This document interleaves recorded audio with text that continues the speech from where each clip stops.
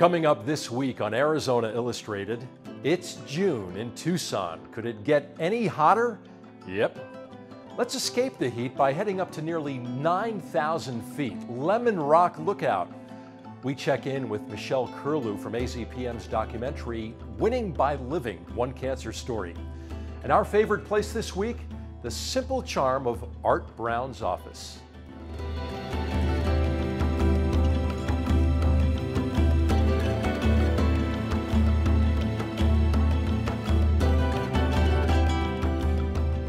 Welcome to Arizona Illustrated. I'm Tom McNamara. According to the website rssweather.com, June is Tucson's warmest month, the average daytime temperature rising to 100.2 degrees Fahrenheit. I've lived in Arizona for over 20 years. One thing I've learned is that anything over 100 degrees isn't warm, it's hot. And according to the National Climate Assessment released last year, it's going to get hotter. The weather today is absolutely horrible. It says it's 102 right now. It's hot, and I know that it gets hotter every year. But it's a dry heat, they say, and that's supposed to be a good thing. It's grueling outside. I hate this weather. Sweaty. Arizonans know that the temperature is a force to contend with in the summer. Global climate is changing, and here, in the metropolitan areas of the Southwest, people are feeling the heat. There's really no place in the country that sort of escapes from the projected impacts of climate change. Greg Garfin is a climatologist working at the University of Arizona. He's also one of the lead authors of the 2014 National Climate Assessment. This particular National Climate Assessment is the most comprehensive climate assessment that's ever been developed for the United States. And in the National Climate Assessment for the nation as a whole, we demonstrate that climate change is happening now. It's not just a problem for the future. It's affecting Americans all throughout the country. The National Climate Assessment is divided into regions, each with its own set of characteristics and challenges. The Southwest is no exception. Here, higher temperatures, drought, and insect outbreaks, all linked to climate change, have increased wildfires. Declining water supplies have also made it difficult for urban centers to cope with the increasing temperatures. The combination of increasing temperatures, along with the way that urban areas amplify heat, the so-called urban heat island effect, those all lead to increasing risks to public health in terms of extreme heat, and extreme heat is the #1 killer, weather-related killer in the United States, and Arizona is the #1 affected state.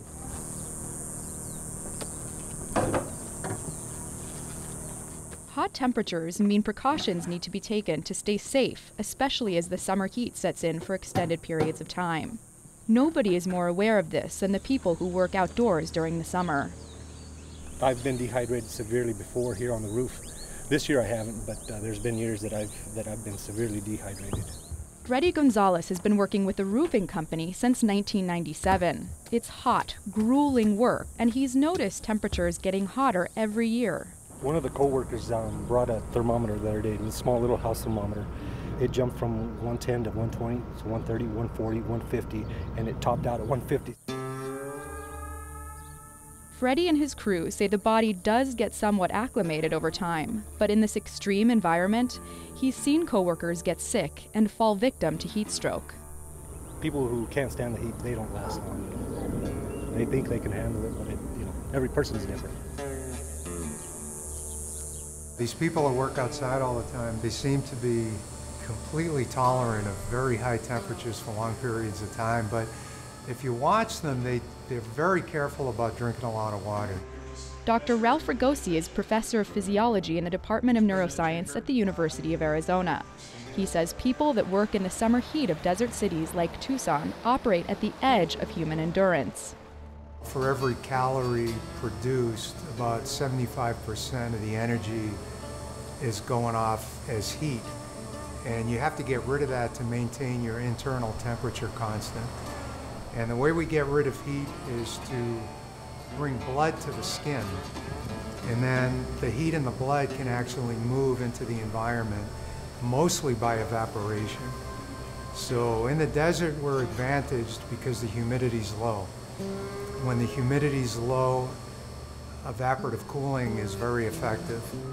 While exposure to high temperatures can be extremely dangerous, the body has evolved the ability to adapt over time. Within 7 to 14 days of exposure, it can actually become acclimated to the heat. You start to sweat at a lower temperature, so you bring in the cooling system sooner.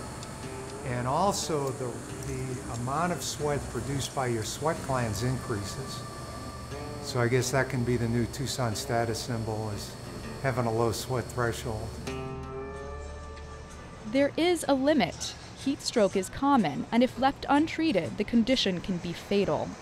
There's a terrible competition between the blood flow going to the skin surface, but as a result, you have less blood going back to the heart. Your blood pressure falls, and if your blood pressure falls enough, your brain function is compromised, and you often lose the ability to thermoregulate at all. So the temperature spikes up to very high levels, and it can actually damage brain tissue, and that's what can kill you. It's hot out there, and according to the National Climate Assessment, the Southwest is expected to get even hotter, and in its southern half, significantly drier. But there's also the silver lining side of things, and something that I've noticed in my work in the Southwest is that people are waking up. We have really important opportunities to reduce the root causes of climate change, the heat-trapping greenhouse gases that we put into the atmosphere, as well as trying to reduce the expected risks of climate change through preparedness and planning.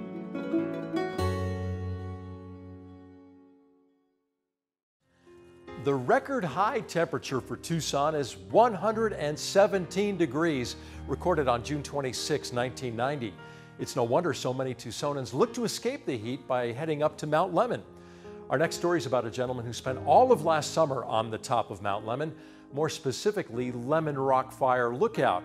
There are over 50 such lookouts in Arizona, and the people who man them each fire season spend every day scanning the horizon for smoke. They're also uniquely positioned to experience the sights, sounds, and storms of an Arizona summer.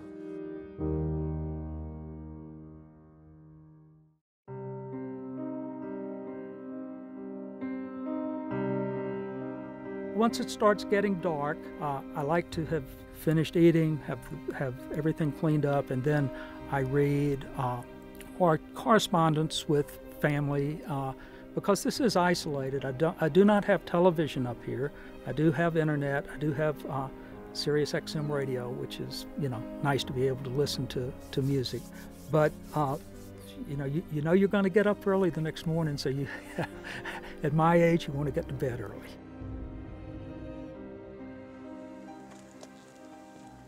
Mac Tippins left his home in South Carolina in April. By June, with the 2014 fire season 2 months old, he was quite comfortable in his new home at Lemmon Rock Lookout in the Santa Catalina Mountains north of Tucson. The length of his stay and the length of the season itself are based on the risk of fire. And that will be defined by the monsoon, how long it lasts, how wet it is. Will it be August 31st? I don't know. Will it be September 15th? I don't know, but somewhere in that range. 2014 was Tippins' first fire season at Lemmon Rock Lookout. He spent the previous 5 seasons in Oregon's Deschutes National Forest. I had a 3rd grade teacher who used to chide me for looking out the window. I did send her an email a couple of years ago, and I said, I remember you chiding me for staring out the window, but I just wanted to tell you I did become an airline pilot, and I did look out the window a lot in that job. And I am a fire lookout now, and that's one of my primary responsibilities is to look out the window. So, the 15 by 15 space is filled with the tools of fire spotting, as well as some basic amenities to allow the lookout to stay at his or her post for days at a time. Running water, hot and cold, Electricity. Tippins spent the summer watching for puffs of smoke in the large stretches of Coronado National Forest that are visible from Lemmon Rock. We refer to what we see from the lookout as a smoke, as opposed to a fire, because normally you don't see any flames. The primary tool in almost any fire lookout is going to be this instrument here. This is called an Osborne Fire Finder. I'm going to align this vertical. The fire finder allows the spotter to find the exact direction of the fire from the lookout, often called the azimuth. That azimuth, which is a true azimuth as opposed to a magnetic azimuth. I put this compass rose directly over the dot that is Lemmon Rock Lookout, and then I pull the string out to the azimuth that I had determined, reading it on the compass rose, and I'm going to look out at the terrain features that crosses and find the feature that best matches what I'm looking at. A variety of maps can come in handy in the terrain of the Santa Catalina Mountains. Once a rough location is determined, the lookout can call in the smoke to the dispatch office. Okay, thanks, and tell Dr. I'll give them the position, the smoke characteristics, any pertinent weather at the fire, wind, lightning, that kind of thing that might affect a crew or might affect a decision to dispatch a crew. Once the crew is heading towards the fire, Tippins will begin to refine the position using modern technology. Depending on how much time I think I have, I will probably go over to another important tool, and that's the computer, the internet. Okay, LRLO is Lemmon Rock Lookout. Tippins uses Google Earth to double-check his work and to get a coordinate-based reading of where the smoke was spotted, so firefighters can locate it using GPS. But the work doesn't end when the fire is spotted and located. Over the pin. 32 degrees, 25. As far as my responsibility on that particular fire that I've reported, after I have given them an initial position and perhaps a refined position, then I have a responsibility to keep watching it, determine any changes in smoke characteristic, weather, fire characteristics, or that type of thing. There's a whole lot of satisfaction in spotting a fire, spotting a smoke, and getting a crew on it, and that crew gets on it, and they say two things. They say it's right where the lookout said it was, and they say it's a spot fire, less than 1/10 of an acre. While the work comes fast and furious when fire is spotted, those moments were few and far between this season, thanks to the strong rains that came at the start of the monsoon.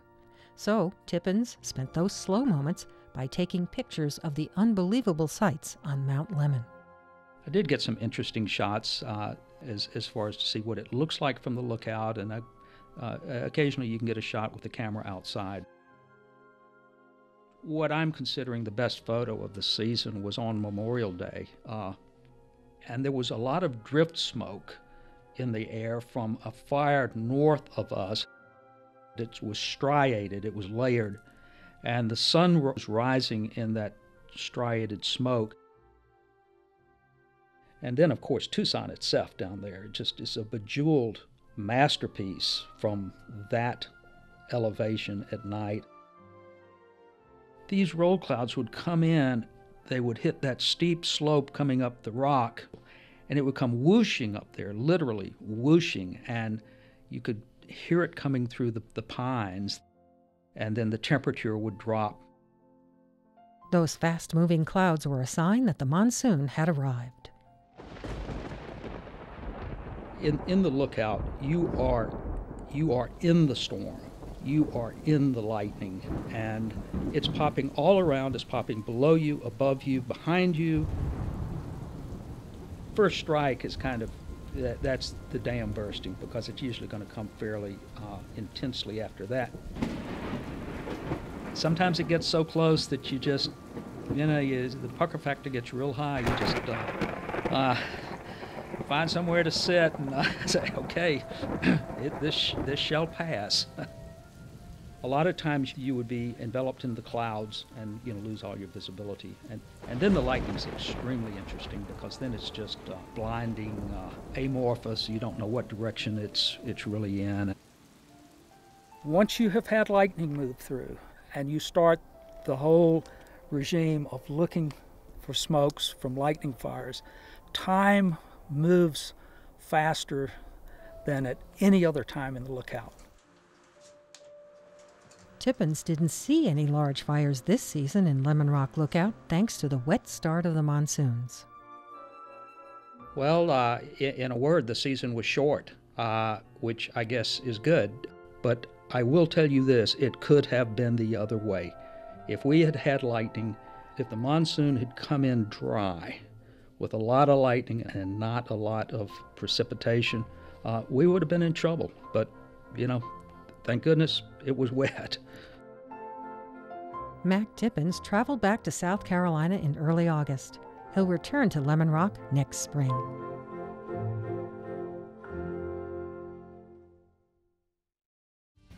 Mac Tippins is back up on Lemmon Rock Fire Lookout, arriving early enough this season to catch the last snows of the year on April 25th, 26th, and May 15th. Have a cool and safe summer, Mac. Like what you see on Arizona Illustrated? Visit our webpage at azpm.org to watch and share videos from this episode. You'll also find stories from future programs, an easy way to submit your own story idea, an archive of past episodes of Arizona Illustrated, and you'll find everything you need to stay connected with public broadcasting in Southern Arizona. azpm.org. Winning by Living, One Cancer Story is the latest documentary from Arizona Public Media. The program, which premiered in March, tells the story of Michelle Kirlew, her husband, and 3 children. Now, Michelle was diagnosed with one of the most deadly types of cancer, stage 4 pancreatic cancer, back in December of 2013.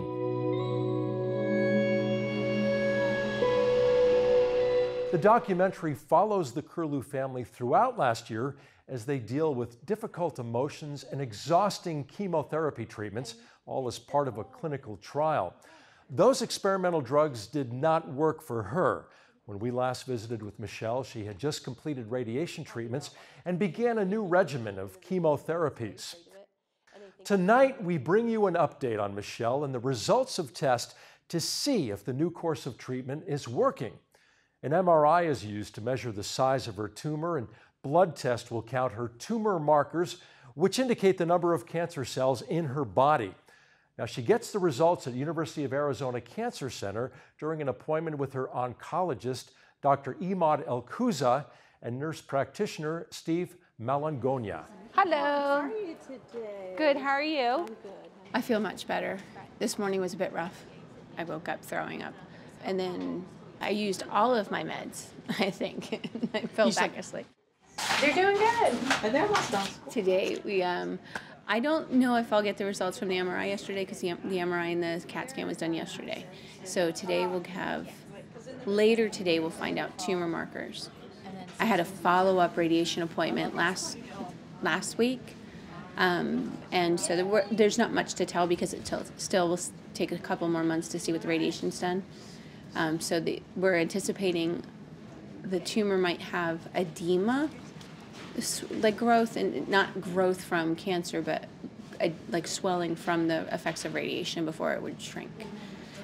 So it might look like it grew, but technically it could be more of an edema type thing. That's how they explained it to me, not necessarily a growth. And at the same token, I'm still like, what if something came up? Hey, you got a haircut. Oh, I did. You got them all cut. Very good. How are you? Good, how are you? Good. Good. Good results. Really? I don't know if you had them. Yeah. Mm-hmm. What is this from? Technique, dose, length, compares findings. There's a right port chest wall. The tumor in the pancreas is smaller, and there's nothing new, okay? Really? So the measurements they're giving here are just about, a quarter of a centimeter smaller. So maybe 10% smaller for the pancreatic mass, and the spot in the liver is not visible on the scan either. That's awesome. So how have you been, symptom-wise? The night sweats and stuff like that, like I'm just trying to make sure I don't screw up and miss a fever. And the fatigue hasn't been so bad. How's the pain? It's minimal. Okay. Nausea? It has been pretty wicked, but the medicines Really? I think are helping. Okay, all right. This morning I woke up like tossing my cookies. All right, we'll meet with Dr. Okuzo, okay? Okay.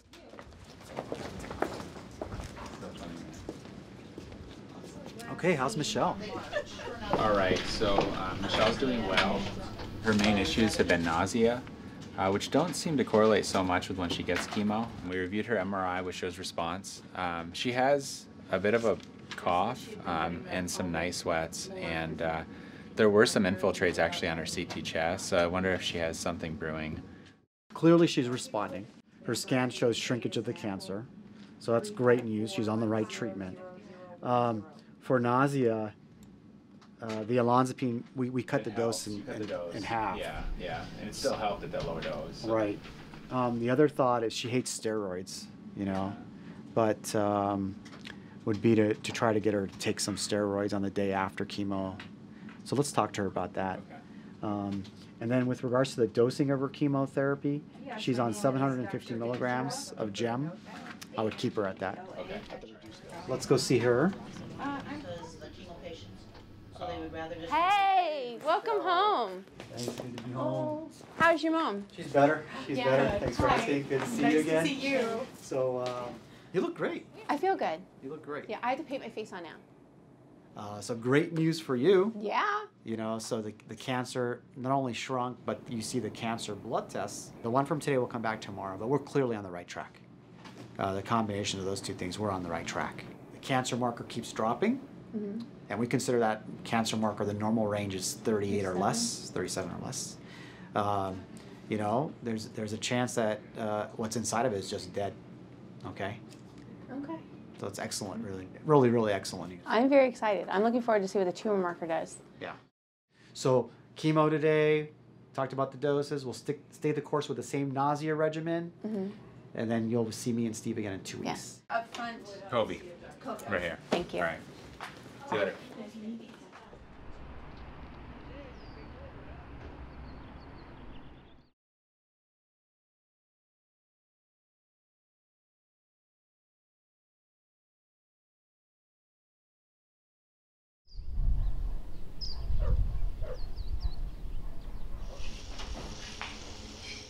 My tumor markers were at 45.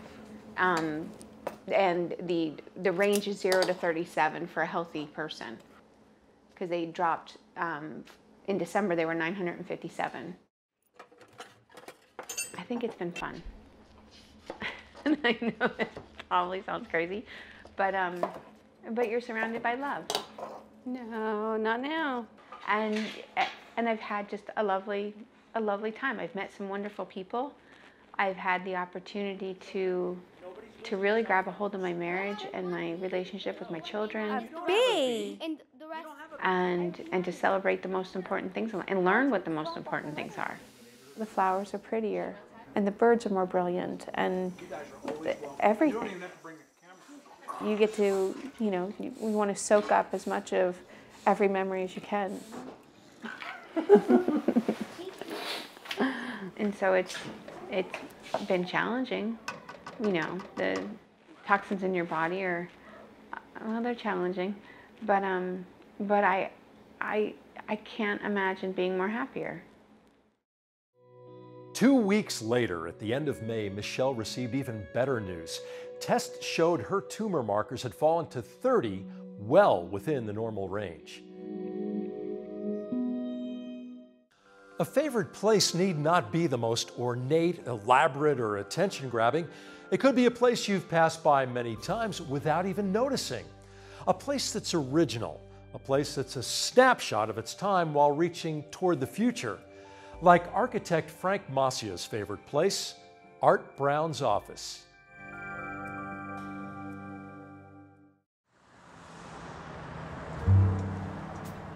With a few hundred years of notable buildings, from Spanish Baroque to Arizona School Modern, great architecture abounds in our city. Choosing a favorite, I wish I had done that building, is beyond daunting. For me, the choice should be an architecture that, like our city, is honest, indigently beautiful, and uniquely Tucson. Having said that, I'd like to suggest a building that is simple, thoughtful, and fully aware of its desert setting, and as modest as Tucson itself. You may have driven past it hundreds of times and not marked its existence.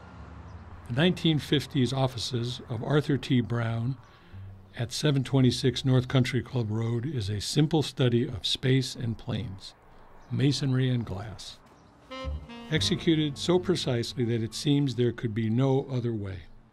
Brown, Arizona's first fellow of the American Institute of Architects, was an architect, artist, and inventor. He is recognized as a pioneer of passive solar heating and cooling. Brown, a true modernist designer, was fully informed by the wonder and optimism of post-World War II Tucson. This building's obscured delight takes a little effort to uncover. The innovative L-shaped space planning, abundant natural light, whimsical hyperbolic carport, and almost perfect solar orientation. They all combine to elegantly fill this site with a building and a hidden courtyard oasis. Brown's wonderful architectural gesture, born of his response to its place and function, is timeless, innovative, effective, and delightful. Although aging poorly, its original elegance and beauty is undeniable. The building follows an architectural path we might do well to re-explore. Does selecting a favorite building endorse a style or an architect? I hope so. Brown and his buildings represent the best of what should be Tucson architecture.